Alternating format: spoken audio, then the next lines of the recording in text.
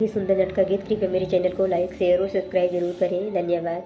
14 वर्ष दिनवा मारी बिना राम कैसे गुजारी, न राम कैसे गुजारी। राम लखन सिया बन को चले गए, के हुई है प्राण आधारी, बिना राम कैसे गुजारी।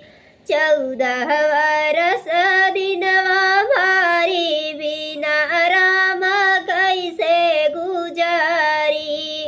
राम बिना मोरी सुनी अयोध्या, राम बिना मोरी सुनी अयोध्या।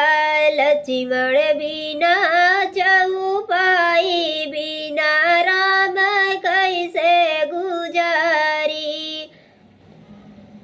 14 वर्ष दिनवा भारी बिना राम कैसे गुजारी।